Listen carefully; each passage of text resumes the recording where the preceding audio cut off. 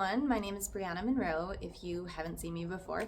I will probably be posting this video on my personal channel, but then hopefully it will be on the Blind Eye Movement page as well, because I would like to talk about coming forward for the first time, telling your story for the first time, and a little bit of what I went through when I did that.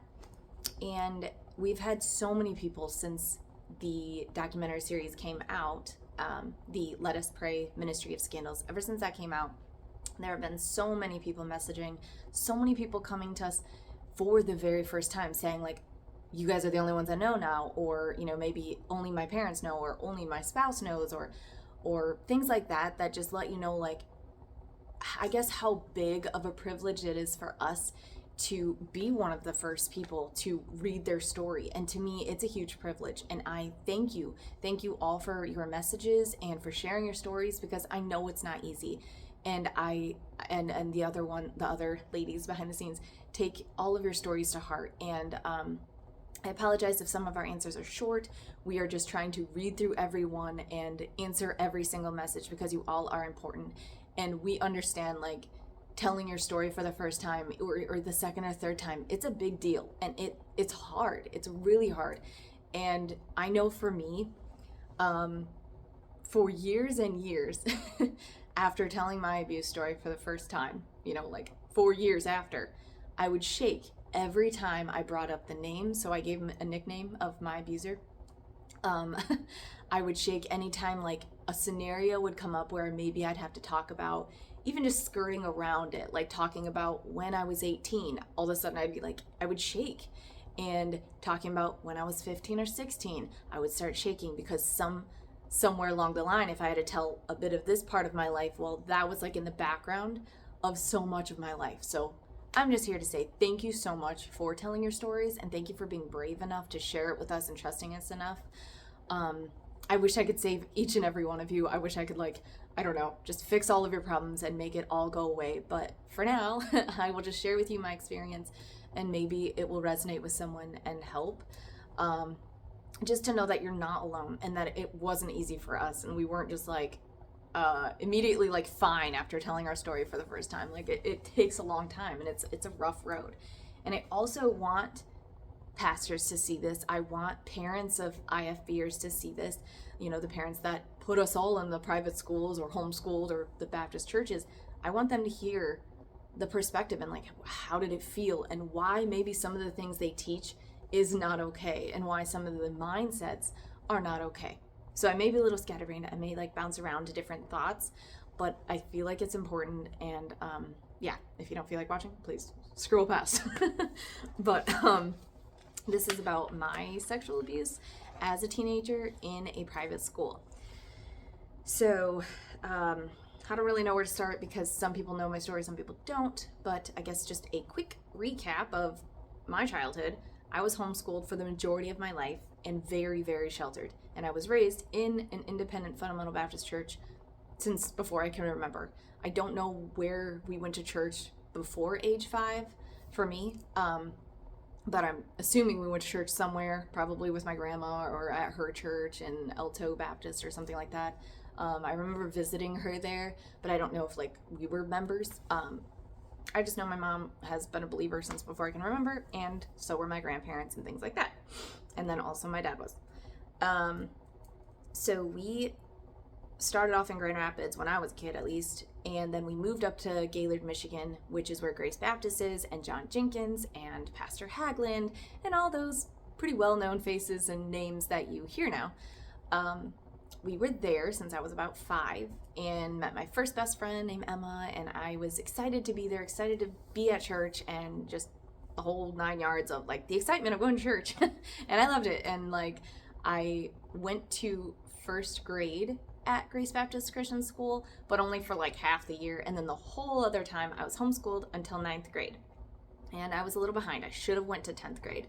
So that right there is like part of like self-esteem issues and just feeling kind of dumb, feeling stupid, even though like I tell my kids don't say that, but like that's how I felt. And I was very, very naive, very, very sheltered. Okay. Like today's 15-year-olds are so much different than my yesterday 15-year-olds. Okay. Just so you know.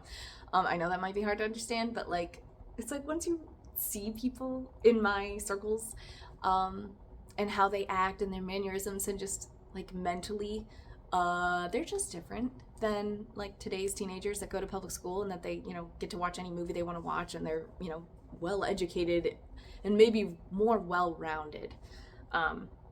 So anyways, being that insecure and kind of behind and things like that, I went to the real school super excited, and like that's what I call it, real school instead of like homeschooling. And my parents did have the best intentions of putting us in a Baptist church and a Baptist school. They thought they were protecting us from the outside world, from drugs, from alcohol, from smoking, from swearing, from inappropriateness, whatever. They thought they were doing their best. And I think a lot of IFB parents feel that way. So I think it's important for everyone to just know, so that your eyes, whether they have been blind the whole time or not, they can finally be open. And that's like really our goal behind Blind Eye, is like making people aware of things that they may not have been able to see before because they were blinded by some of the Bible teachings, by some of the men's ideas that they preach from the pulpit, and things that may not have been okay to be teaching or preaching a congregation of men and women. So anywho, that first year of school, I was just ecstatic. I was like the major dork, wanting to sit in the front row of class. I wanted to get A's. I was so excited to be there, and I just wanted to learn. And I felt the same way at church as I did at school. Like, I wanted to learn. I wanted to be in the front. I wanted to be the front row Christian, and there every Sunday, every Wednesday. I didn't care if we had to get rides. I didn't care if I had to ride the bus, because sometimes throughout my childhood, my mom would either have a husband, or she was in a period of like being a single mom with 5 kids and worked several jobs. She couldn't always take us to every single service or every single activity. It was very difficult. So during that time, my siblings and I, we had 5 kids in one house. We had to get a lot of rides, and it was awkward and embarrassing, but like that's just how it was. So just to give you, like, I was excited, like I wanted to be there. And at this time of starting that school, my I had a real dad and then a stepdad, and that stepdad had been gone now for a little bit when I started this school. And so I was, of course, looking for like male role models and things like that. And Pastor David Wayne Beckner and his family of a wife and 4 kids had just joined that church that same year that I went to school for the first time. So like my first experience of a teacher happened to be my abuser. And obviously there were lots of other teachers, but for some reason this teacher really started to pay attention, and really kind of like his first big act of like trying to kind of bond with me was getting me a brand new Bible. Mine was falling apart, and it was well used, and I would read it all the time and write notes in it and highlight, and like I was just hardcore Christian, wanted to do everything right. And so he got me a new Bible, and there was a lot, and I could go into that story, but my main story was like coming out about my story, so I'll try not to get like too detailed because this could be like a forever series. So anyways, he started to bond with me, and in between like him bonding, I had like my first boyfriend, if you can even call it that. Just basically you have a crush on someone and you hang out at school in the lunch cafeteria, or you say hi in the hallway or whatever. But in between, like me having a crush on this guy for a few months, Beckner was getting like closer and closer. And when that guy like broke up with me, I was of course distraught. It was like, my first love. And that's when Beckner gave me my first hug. And it just like opened a window to where maybe that wouldn't have happened, because he wouldn't have had like an excuse to like kind of weasel his way in there and like make me feel better and like pick up the pieces of my like shattered heart. So that was like the window. Like he was already starting to like bond with me, give me gifts, and like make me feel special, and take me under his wing, give me like one-on-one counseling, things like that, where like the other teachers weren't really like that. There was one other teacher that I thought was like so cool. I don't know if he cares if I name him, but him and his wife are teachers at school at Grace, and like I've never had any problems with them, and they were awesome. And like there are really good people that came out of Grace Baptist. They're not all terrible, they're not all bad, so forgive us when we talk super negatively about it. We realize, like, because I was from there too, so like, am I terrible because I went there? No, I don't think so. And there are a lot of other good people, but the Lindstroms, those 2 teachers were hilarious, and they also made me feel good. And like I would sometimes sit at the teacher table or sit at wherever. Like, I was probably a teacher's pet, so I'm sorry, my friends. Like, it was just like my drive to like be really good, and I was just so excited to be at school. And I did better talking to adults, I think, for some reason. I don't know why. That's just like my own other weird childhood issue. Developmentally or whatever. I don't know. I'm done. But anyway, I do appreciate them. They were actually like good teachers that didn't abuse me in any way, but they were like, they seemed to just take, I guess, me a little bit under their wing, not as much. Like, I didn't like go to their house and hang out all the time or anything, but I just felt like they cared. That's what it is. I just felt like they cared, and I felt like they took extra time to explain something to me, maybe because like I was kind of dumb, and I was like, okay, focus, or whatever it may be. But they were cool teachers. So this other teacher was spending special attention towards me, and finally got to the point where he was like telling me to keep secrets, and like, don't tell your parents this, don't tell on me about this, like, don't tell about hugs, don't tell anyone that I held your hand, don't tell anyone that I kissed you on the cheek, don't tell anyone this, da da da da da. And it was like a long, slow process until finally it reached the point where it was full-blown abuse, and he would take me on like father-daughter dates, and he would call them that, and that's what like really messed up my head. So it's just gross. Like his tactic for it. And Pastor Jenkins, this is for you. David Wagner didn't come to me as, hey, you want to like hook up and have an affair with me while I'm married with kids? No, it wasn't like that. It was, hey, I want to like adopt you as a daughter and, have a father-daughter relationship, go on father-daughter dates, and then kiss me on the lips, with tongue, all disgustingly. And I'm freaking out because I have no idea why he's doing that.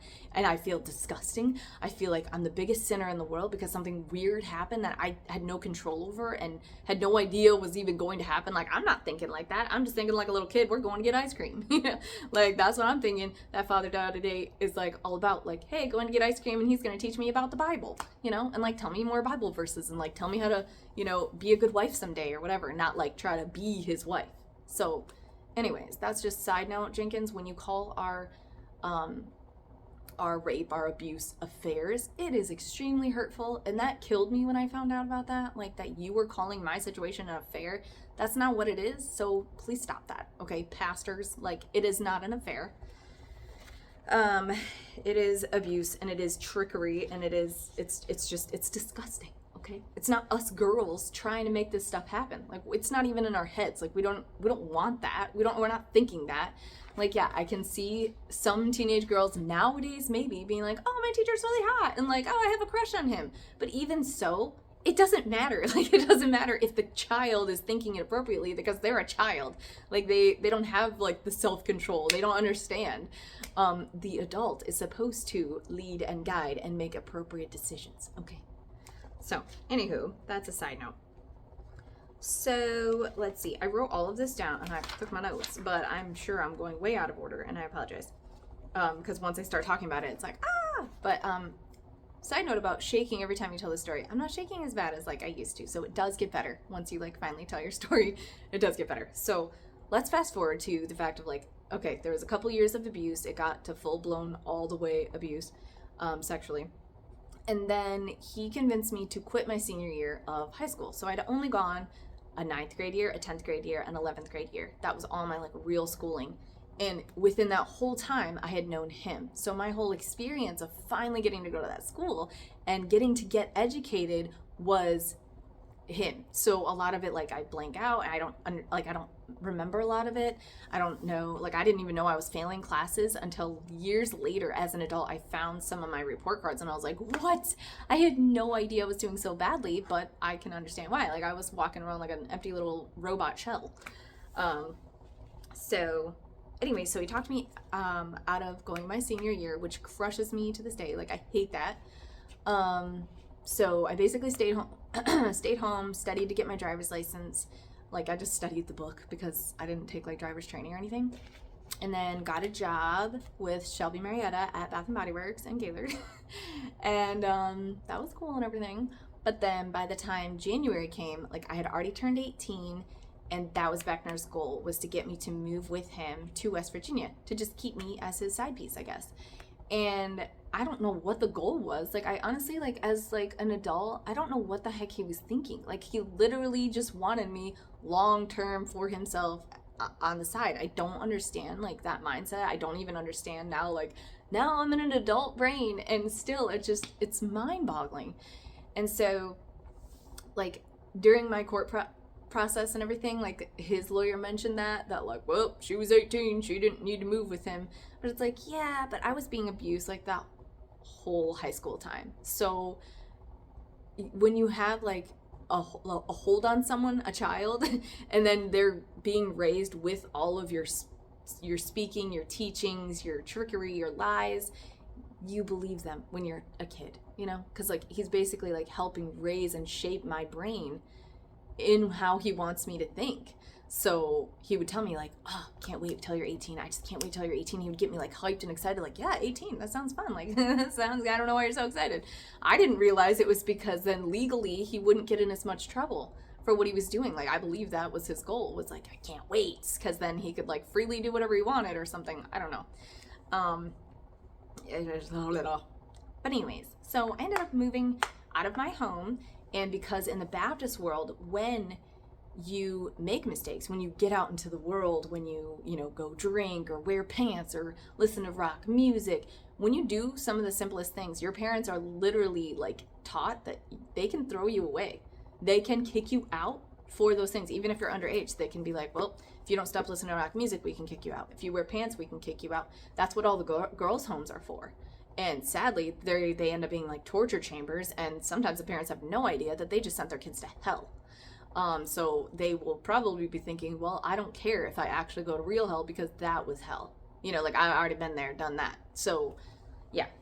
So those scare tactics for kids, that if you do something bad enough, you can get kicked out of your home, you can get expelled from school, you can get kicked out of your church family, which in Baptist circles, and probably only Baptists and some other religions would understand this, but when you're in a Baptist church, that is your home. Like, that is your second home, sometimes your only home, sometimes it's the best place to be, because like you get the children's church, you get the music, you get the togetherness, you get friends, and it does feel good. Like walking into a independent fundamental Baptist church, you don't just get smacked in the face like walking in there. It takes time for people to abuse you secretly. Like, it ain't just happening like out loud necessarily. Now, I have heard some stories.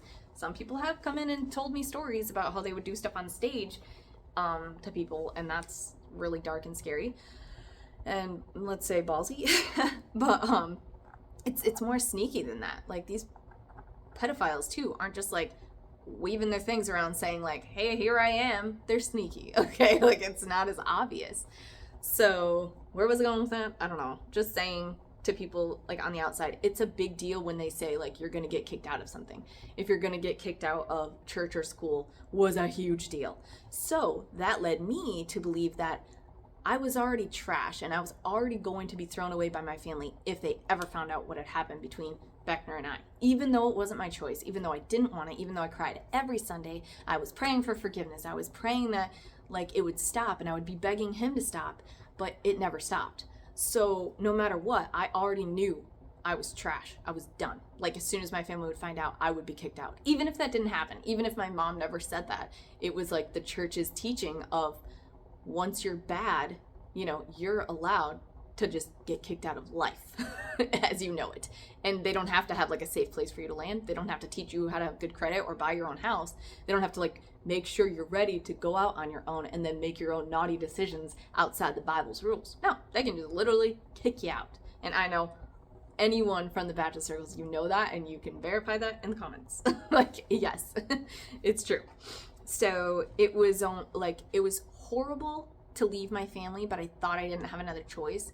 And he basically told me, like, you may never speak to them again. I hope you know that. Like, once they find out, you're not going to be able to talk to them. Like, you're going to be basically disowned and things like that. And I don't know what words he used, but like, it's something to that effect, so that I knew leaving was like me leaving. And I sadly was deciding to leave my family.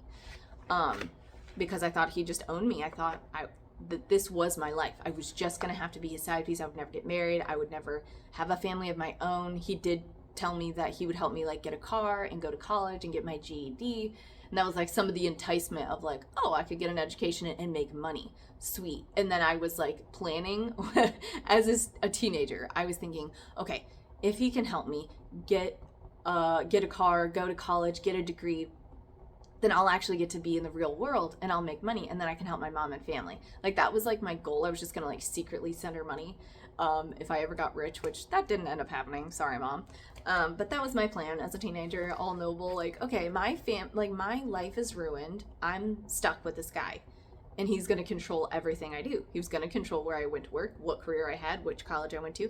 So I was like, okay, well, at least I'll be able to make money someday and like be able to help my family and my siblings because I felt so bad for leaving them. But anyway, so I was in West Virginia for 4 months and I lived with that family. I lived in the basement as if I was one of the kids. And that was the story that he would tell people. Like, hey, she's like my adopted daughter and, you know, we're just helping her out. And I had to be one of the kids. And that was like a very conflicting double, triple life that I had to be one of the kids, but also be his toy. And then also look his wife in the face like, oh my God, this is like the worst thing ever. It's disgusting. And look at his kids like they have no idea what's happening. And sometimes like they would almost catch Beckner doing bad things. And it's just like, it's the most awkward thing to have ever gone. Like it's so awkward and horrifying and disgusting all at the same time. Like the mental toll that it takes on you to like keep all of your crap together and not just mentally freak out on a daily basis. Like, yeah, if I had mood swings in high school or was like a little like cuckoo, cuckoo, you know why. I was trying to keep my crap together and like not be able to tell anyone. So that's the thing. When you are walking around with this kind of a secret and you're trying to live all these perfect lives, be like the perfect Christian at school, perfect Christian at church, perfect Christian at home, the perfect daughter, perfect weird whatever I was supposed to be, and not say anything to anyone like, okay, and cry my eyes out all the time because I didn't know what to do and he wasn't listening to me. He wasn't stopping when I'd say like, okay, you need to stop. Or he would say like, okay, I'll stop. You just keep coming over. I won't do it anymore. Just keep coming over. I won't do it anymore. But then he would do it more, you know? So the only reason why he finally got found out was because I was writing down dates of times that he would like visit me and stuff. Because like after he went to West Virginia and I was still in Michigan, he stopped by a few times. And so I am a journaler. I write notes all the time. And I was just being a kid and writing notes and just like memories and like stuff that would happen or whatever. And she found that. She broke into my lockbox. I had like a little like lockbox and I had just like a couple pieces of paper with like stuff written on it. And she found that and she got her pastor and his wife to come confront me instead of going and confronting the grown man. They confronted me at my job. And that was one of the most awkward, terrifying days of my life because I instantly like broke. Like I tried to be like, no, that's not happening. But she had my piece of paper with my words. So I was like, okay, well, it is what it is, I guess. I don't know like what I was just like, I'm so sorry. Cause like I took the blame. Okay. I'm like, I'm so sorry. And I told her, like, I never wanted any of that to happen. This is like the worst thing ever. And like my biggest fears, besides getting the actual abuse, like getting caught was like the other biggest fear because I thought I'm going to hell. I'm going to get disowned. And it's all my fault. He's going to go to prison and lose his family all because of me. You know, like I took all of that onto myself. So shaking and disgusted, I have to tell my boss like, hey, I got to make a phone call. So I let him know, hey, they know, just like they know. And he was like, well, did you lie? And I was like, I mean, I tried, but what was I gonna say? You know, like she found my papers. He's like, why you wrote it down? You know, and he's like, you should have told her it was somebody at church. And I was like, what? Why would I? What? Like I was so confused. And so he made me call her back and tell her, hey, actually, this whole time it was some boy at church that I was, you know, hanging out with. And she's like, okay, like, you're an idiot. She didn't say that, but like, you know, it was like, okay. And basically she told me that I needed to get out of the house by that evening. You know, she was going to go to church on her Wednesday night church. And then by the time she got back, I needed to be out the house. Okay. And I'm like, okay, I'm in another state. I know no one else. I'm just stuck here with this stupid head. And that was like the first night I had a panic attack. And I felt like the biggest piece of trash in the world because all of those years of him basically talking me into keeping his secret, talking me into the fact that it would be my fault if anyone found out. I would be the trash. I would be the one that couldn't get married and marry a virgin boy because I was disgusting. And I feel like he doesn't remember saying all that stuff, but I mean, he was busy, you know, trying to keep up with all of his lies. So,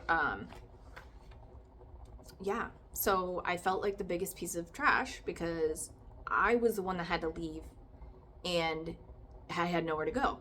And so thank God I called my grandma and she let me come be with her. And I told her, I was like, hey, can I come and visit you for a little while? And then she told me, like, as soon as I saw your suitcase, I knew you weren't just visiting, because I had to pack everything. And yeah.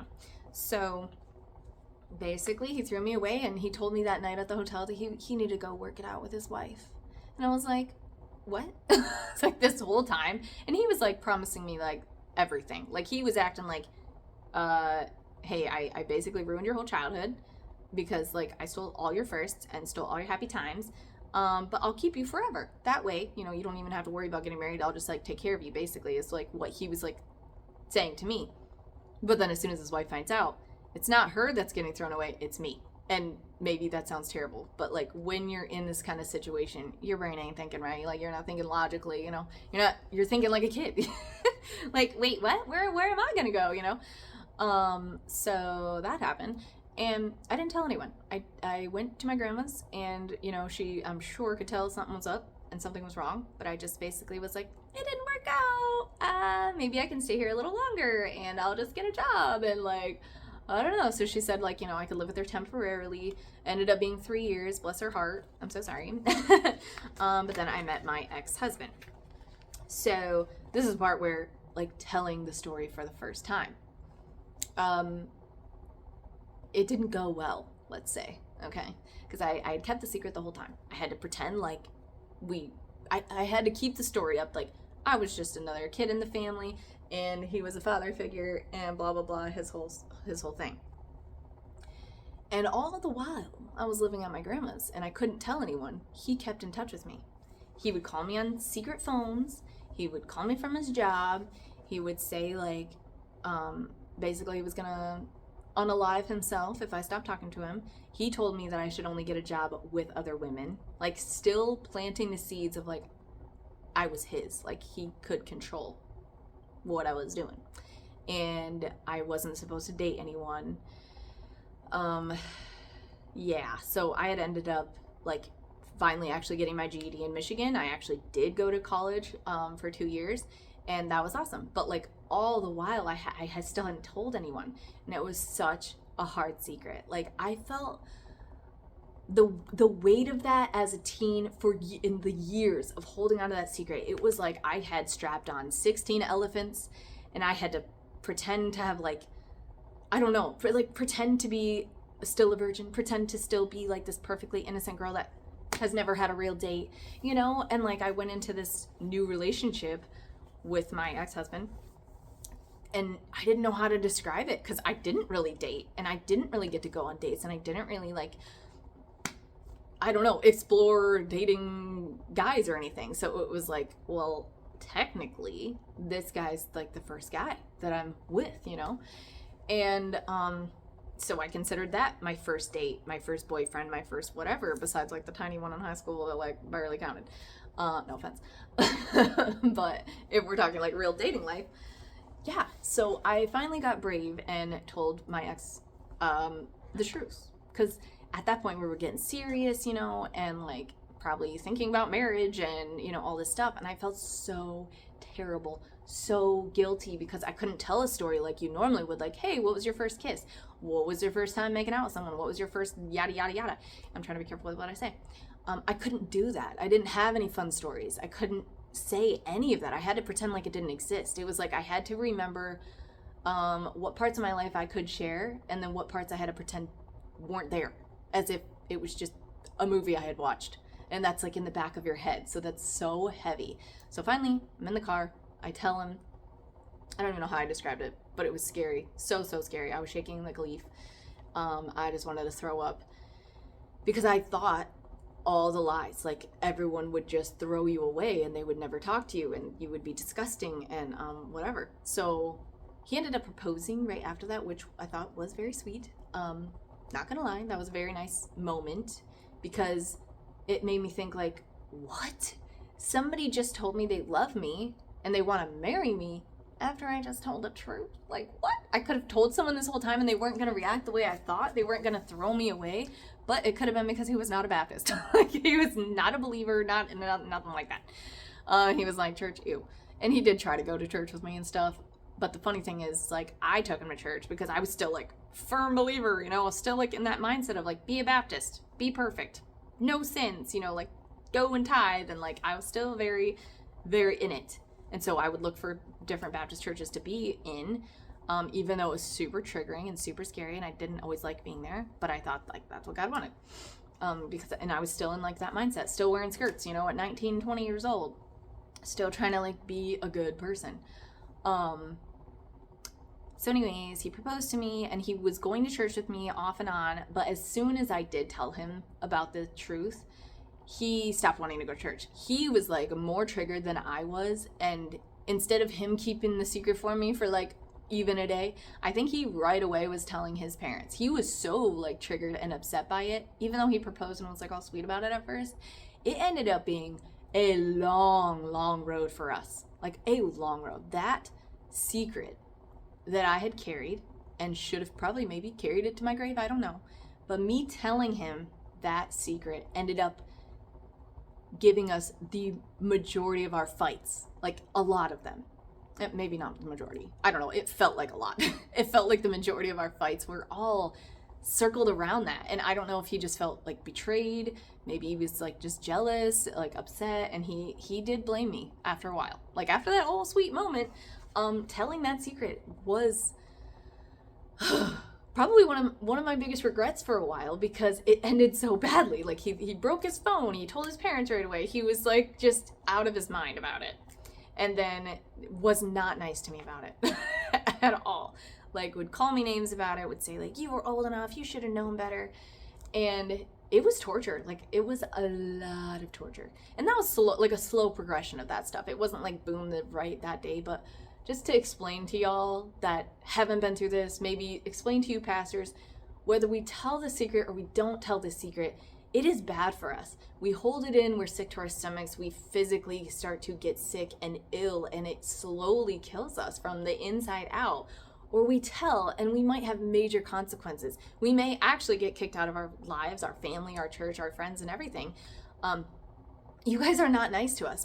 Baptist preachers are not nice to us women who get abused, or boys who get abused. You guys are not nice. You don't handle it well, and I need you to know that, because it didn't go well for me. Like, finally telling someone about it, it didn't go well, you know. And I after a while, like, we you know, gotten engaged and everything, I finally started counseling for the first time. And that counselor was like, yeah, you know, you could go through the courts, you could, you know, I guess tell on him, like, back there and everything, but maybe for now just get a PPO, because you're about to get married. You don't want to go through, like, all this court stuff right before you get married and have to, like, drive up to Gaylord. And, you know, because at that point I was back in the Grand Rapids, Ionia area where I was born. I wasn't in Gaylord anymore. And so I was like, oh, that's true. Like, that, I was so scared because it didn't go that great telling my ex, like, about the story. So I was like, oh, I don't think I can handle going to court and, like, telling the world about this thing, you know. It was hard enough just to tell one person. And then he went off and told people, like, that right away, like, he couldn't hold the secret to save his life. And I'm like, here I am holding this for years, and you can't handle, like, a day? Come on. So, and it wasn't even your secret. So I was kind of mad about that.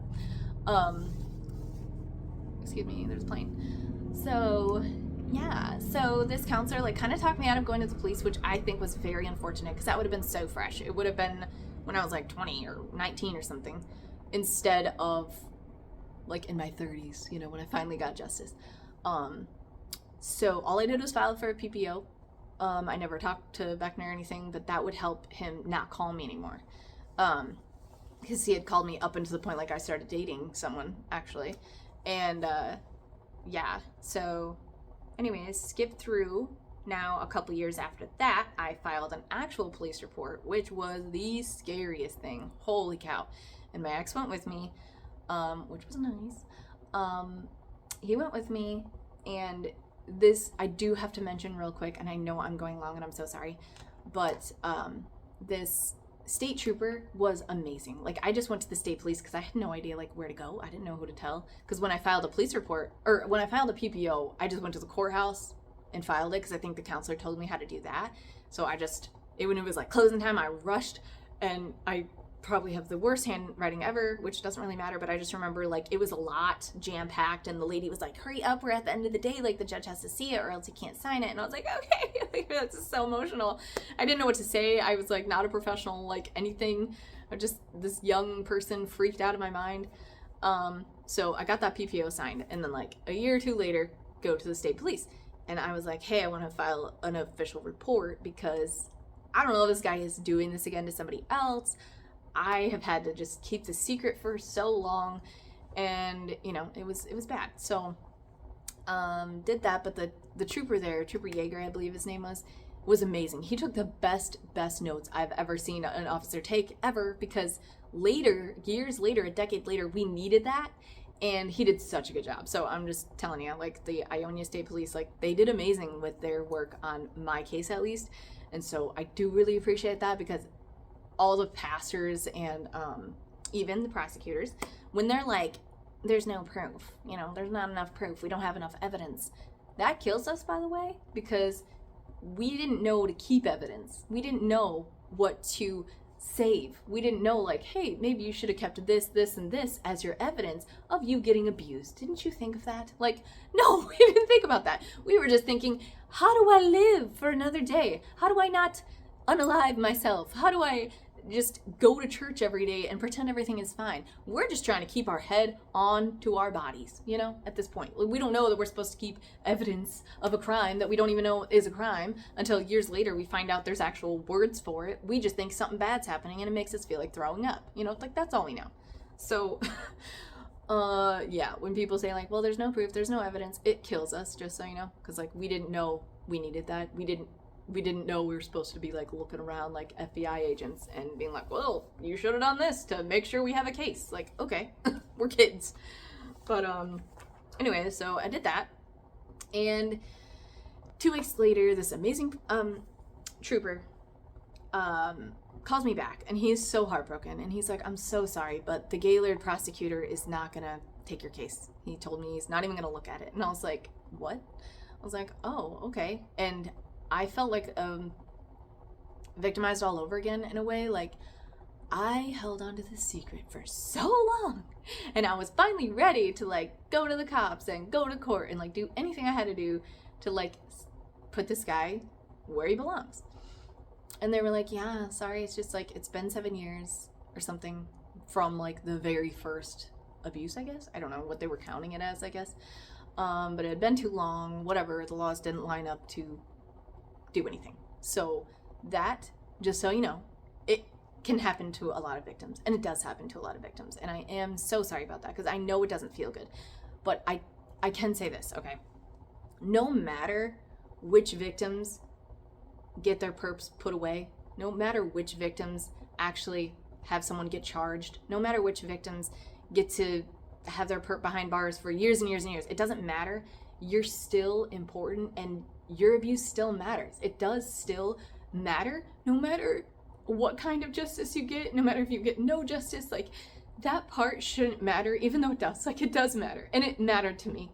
It made a huge difference in my life, finally getting to be heard and believed, and that the court system took the time to investigate it and took the time to, send the West Virginia police out and have them interview him and his wife and everything. It was like, it does matter to us, but I want you to know, as a victim, if you don't ever get justice, like, you're still just as important, and your pain is still real, even if the courts don't get to put it on paper that it happened. You know what I mean? Like, the courts may not have a record of it, they may not have any evidence of it, but like, it still happened, and it's still true, and you don't have to feel less of a person because that it's not on paper somewhere, that it happened, because I know that hurts, and I know it's really hard, and it does make you feel like you're crazy, or it wasn't worth telling anyone about, because you could have just kept it to yourself, because telling the secret of being abused by a pastor and a teacher in an IFB church, finally telling my secret didn't really do a lot of good at first. It's taken over a decade for it to finally do something good, you know? So don't think that, like, if you finally tell your story tomorrow, everything's gonna magically be better. It may not. It may take a long time, and it may take you telling the story lots of times before you finally don't feel like passing out or before you finally feel like a sense of relief.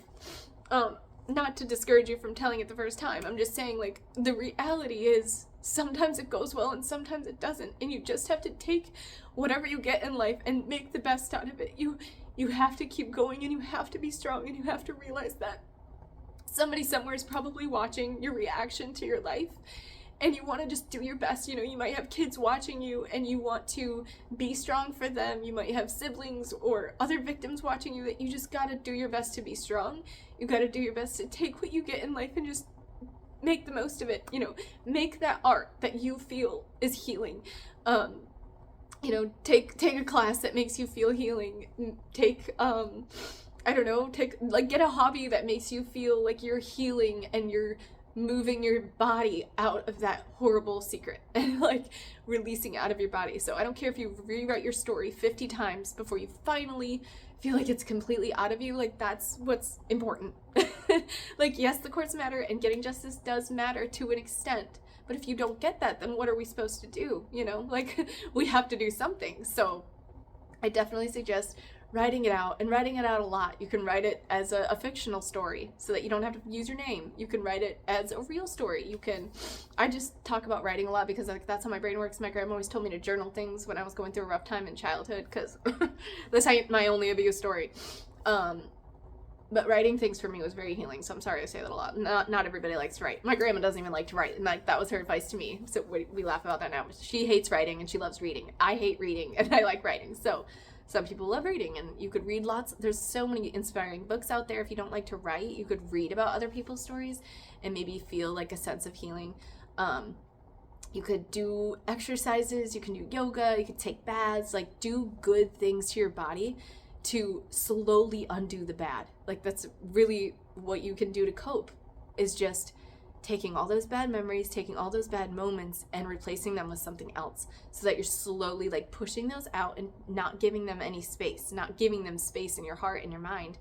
But once you finally, like, get to release that secret out, then you can, like, just focus on healing, focusing on doing things that are good for you, that are healthy, whether it's good food, whether it's, you know, good quality time with family, with kids, with siblings, whatever. I could go on for days.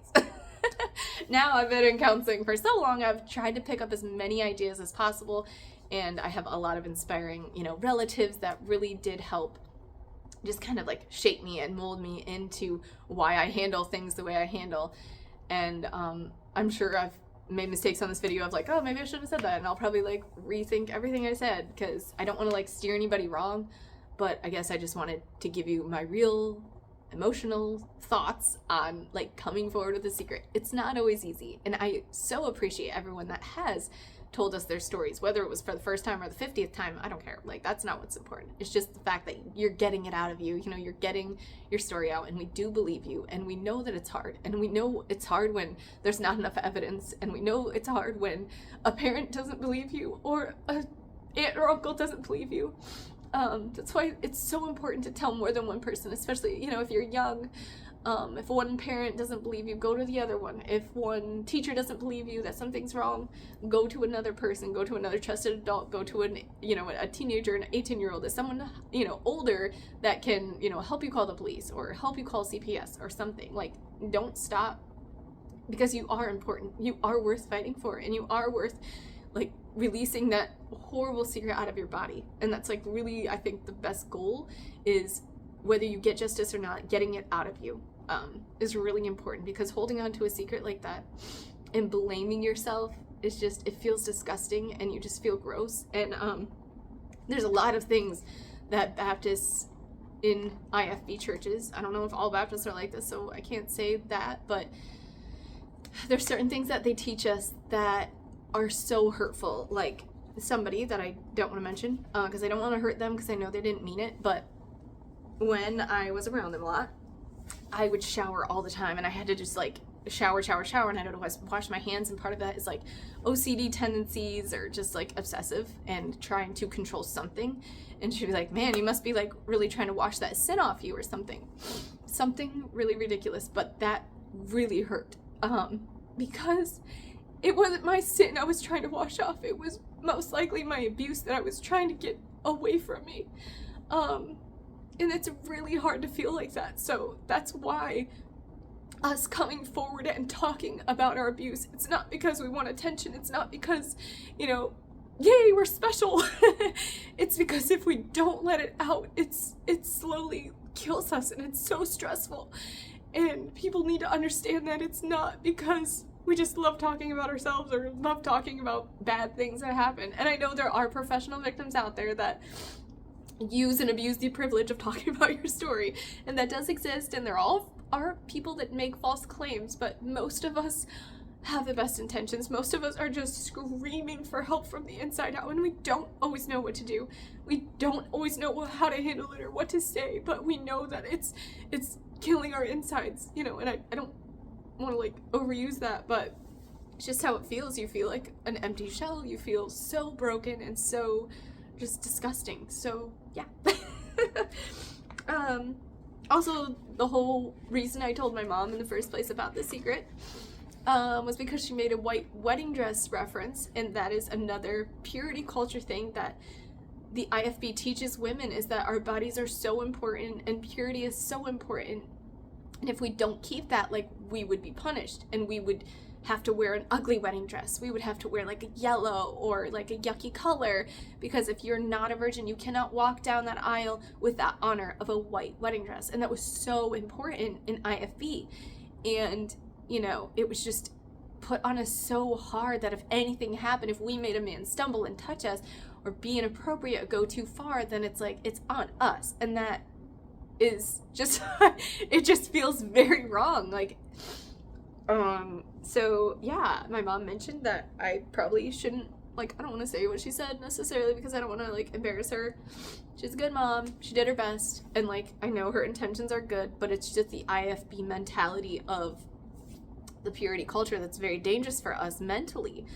And kind of physically too. And I just blurted out like, I'm not even a virgin. Like, what are you talking, like, cause she was mad that I was living with my ex-husband at the time before we got married, and it was like, well, no, you can't wear a white wedding dress, you know, and it was technically like ivory anyway. So I was like, it's irrelevant.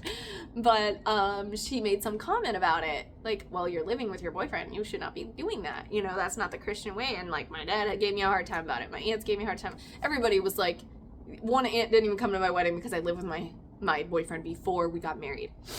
And that's an IFB mentality. And you may think that it's still well and good, but it's not good for our mental sake, especially when it wasn't our choice. It's not always our choice that we're not a virgin. And some people may say like, well, you're still a virgin because it wasn't your choice. Like that, you know, like you could technically still be a virgin because it wasn't your choice. And I don't know what the debate is about that, but still, I was not clean, you know? And that hurt me so much because she was making me feel bad about this one guy that like, okay, I chose to be with technically, and like, yes, I was dating him and I was living with him, and that wasn't the best decision at the time or whatever.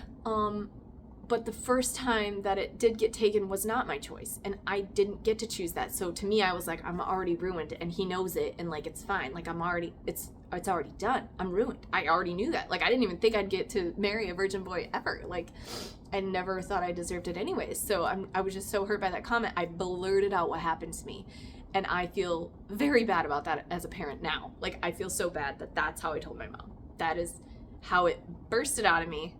That like, I wasn't even a virgin before. You know, like, I don't even know what I said. I just know that I blurted it out over the phone, and she's like far away in Nebraska or somewhere.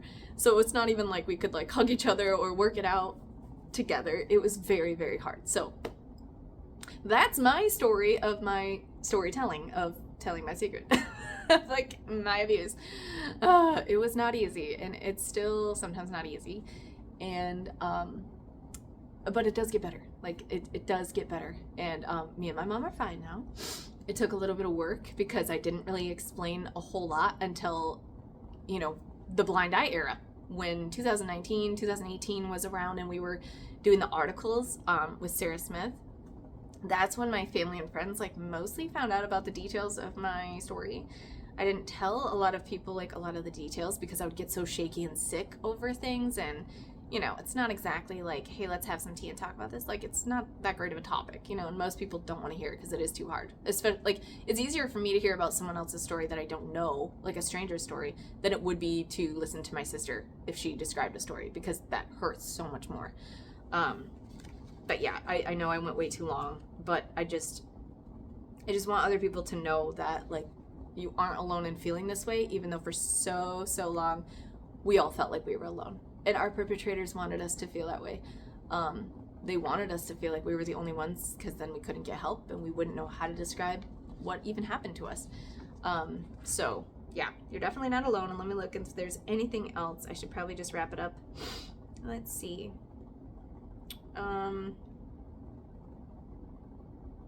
Okay.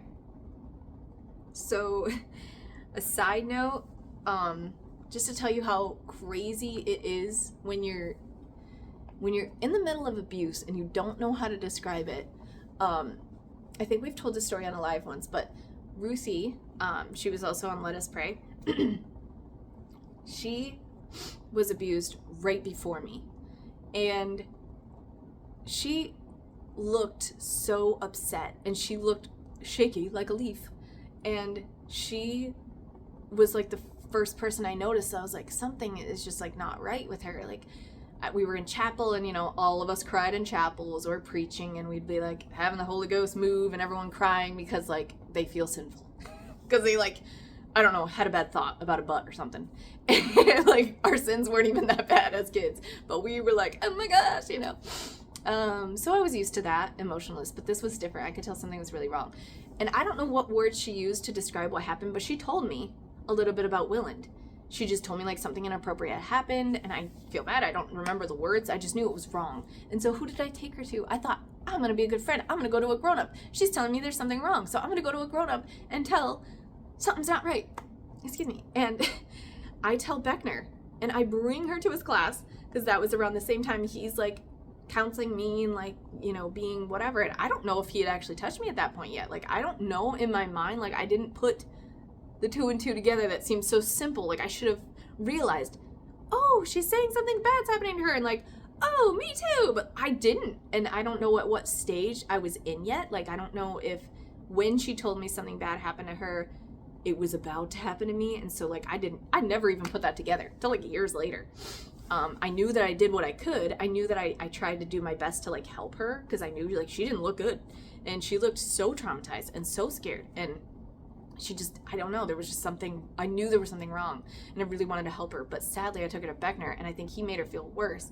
Definitely, I don't think he did anything good for her. It wasn't he was oh, we need to have a staff meeting, everybody, let's make sure this doesn't happen again. Hey, what can we do? How can we help her? Nothing. No, there was none of that. There wasn't a team meeting of hey, how do we help Ruthie? No, she was left to just feel crap and have people judge her and tell her that she's too scandalous, and hey, don't wear a tight skirt and stop eating that sucker.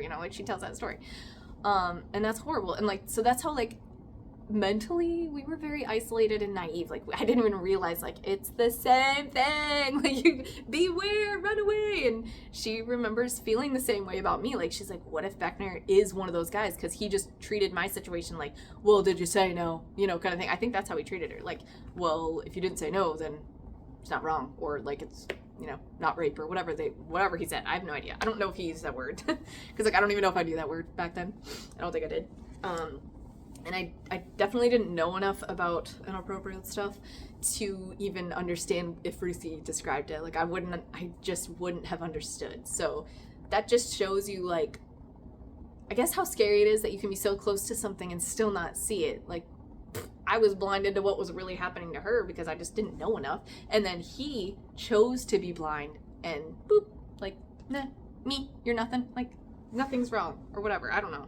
Backing teachers up so that he could do the same thing to me. And that's it's very scary.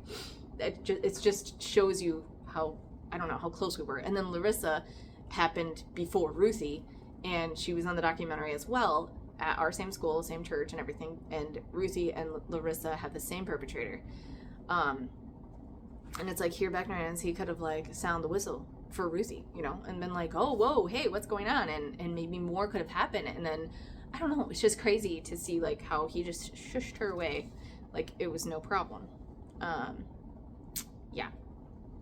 And then, yeah, I guess shout out to Chelsea, because she is one of the girls in our group too that she actually wrote Beckner a letter, and I guess he got really angry and like threw it at her or something, but she knew something was up and she did try to help me, so thank you, I appreciate it.